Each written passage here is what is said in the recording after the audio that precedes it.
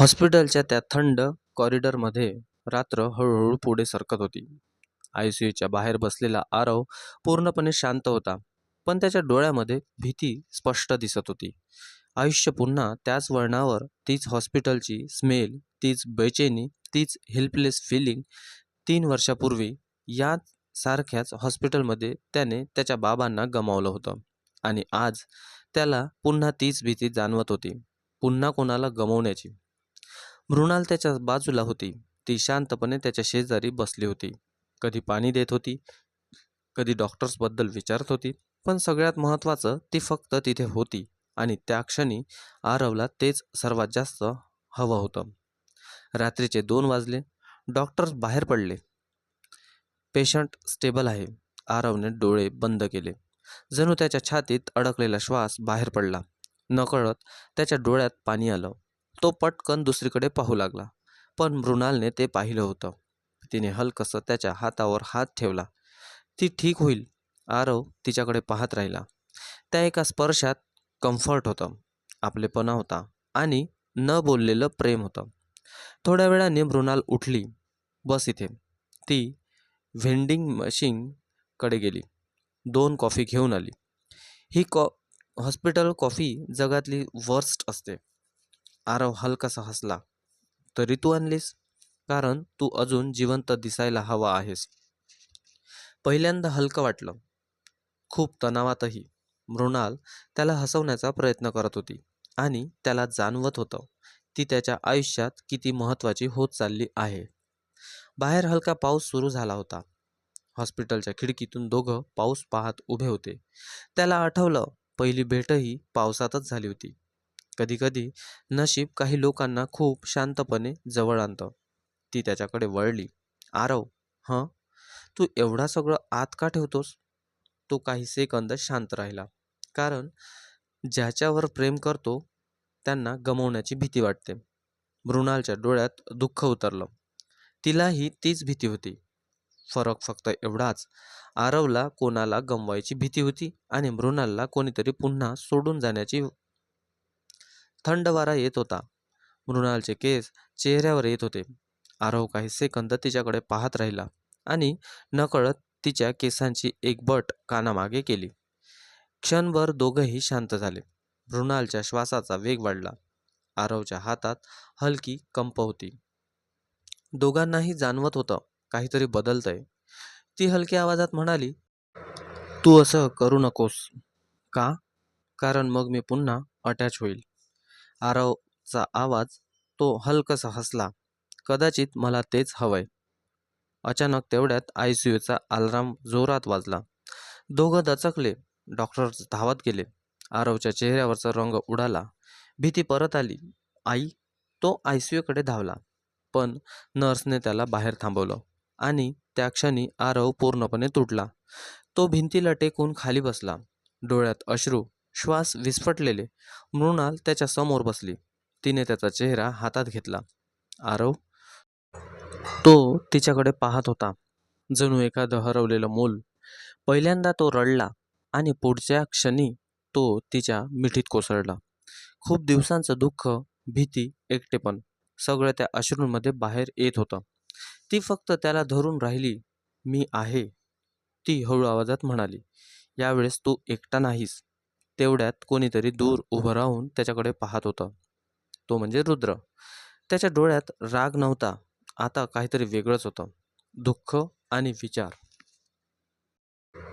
हॉस्पिटलच्या त्या कॉरिडॉरमध्ये आरव अजूनही शांत बसला होता. डोळे लाल झालेले, मन पूर्ण थकलेलं, आणि त्याच्या शेजारी मृणाल. ती अजूनही त्याचा हात घट्ट पकडून बसली होती. जणू तिला भीती होती तो पुन्हा स्वतःमध्ये हरवू नये. काही वेळानंतर डॉक्टर्स बाहेर आले. डोंट वरी, पेशंट आता स्टेबल आहे. आरवने सुटकेचा श्वास घेतला. त्याने डोळे बंद केले, आणि नकळत त्याचं डोकं मृणालच्या खांद्यावर टेकलं.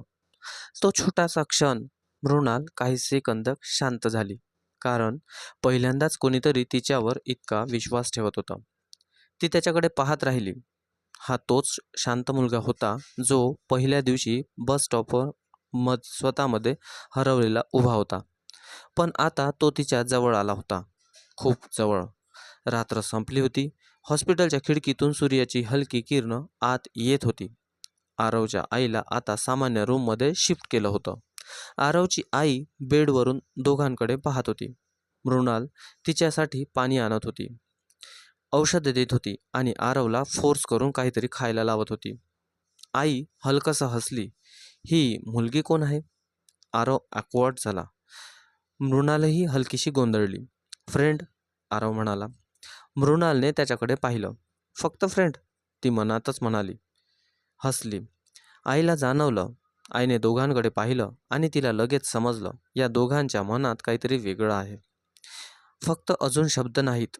दुपारी मृणाल हॉस्पिटलच्या बाल्कनीमध्ये उभी होती. हलका पाऊस सुरू होता. ती शांतपणे पाऊस पाहत होती. जणू भीती अजूनही होती. मनात कुठेतरी अजूनही एक आवाज होता, ज्यांच्यावर तू प्रेम करतेस ते कायम दूर जातात. रुद्रचे शब्द अजूनही तिच्या डोक्यात फिरत होते. आरव तिच्या बाजूला आला. पुन्हा विचार करतेस? ती हलकसं हसली. मी जास्त विचार करते, माझ्याबद्दलही. ती काही सेकंद शांत राहिली. मग हळू आवाजात म्हणाली, कदाचित जास्तच. पहिली कबुली जवळ आली. वारा जोरात वाहत होता. मृणालचे केस उडत होते. आरव तिच्याकडे पाहत राहिला आणि त्याला अचानक जाणवलं, तो आता तिच्याशिवाय दिवस इमॅजिन करू शकत नाही. त्याने हलकं आवाजात विचारलं, मृणाल, हं, जर मी तुझ्या आयुष्यात थांबलो तर? ती त्याच्याकडे पाहत राहिली.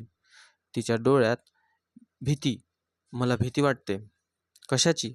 तुला गमावण्याची. तो हलकसा हसला आणि म्हणाला, मग मला जाऊच देऊ नकोस. अचानक भूतकाळ पुन्हा समोर आला. तेवढ्यात मागून आवाज आला, मृणाल. दोघं मागे वळले. रुद्र उभा होता, पण आज तो वेगळा दिसत होता. आज त्याच्या चेहऱ्यावर राग नव्हता, फक्त थकवा होता आणि डोळ्यात वेदना. रुद्रचा शांत आवाज, मला तुझ्याशी बोलायचं आहे. मृणाल शांत झाली. आरव तिच्याकडे पाहू लागला. ती हळूच म्हणाली, मी येते. हॉस्पिटलच्या खाली रुद्र काही सेकंद शांत उभा राहिला. मग हळू आवाजात म्हणाला, मी कदाचित खूप चुकीचा होतो. मृणाल स्तब्ध झाली. आदित्य गेल्यानंतर मला कोणावरही राग काढायचा होता आणि तू समोर होतीस. मृणालच्या डोळ्यात पाणी आलं. रुद्र पुढे म्हणाला, पण काल जेव्हा मी त्या मुलाला तुझ्यासाठी रडताना पाहिलं तेव्हा समजलं, कोणीतरी खरंच तुझ्यावर प्रेम करू शकतं. मृणाल शांत झाली, कारण पहिल्यांदाच रुद्र तिच्यावर दोष टाकत नव्हता. रुद्रचं शेवटचं वाक्य असं होतं, जर तो खरंच तुझ्यावर प्रेम करत असेल तर यावेळी स्वतःपासून दूर जाऊ नकोस. वर बाल्कनीमध्ये आरव दुरूनच त्यांच्याकडे पाहत होता. त्याच्या मनात भीती होती, कदाचित तो तिला गमवेल. पण पुढच्या क्षणी मृणाल धावत त्याच्याकडे आली आणि काही न बोलता तिने त्याला घट्ट मिठी मारली. पहिल्यांदा आरव पूर्णपणे शांत झाला, कारण त्या मिठीत उत्तर होतं.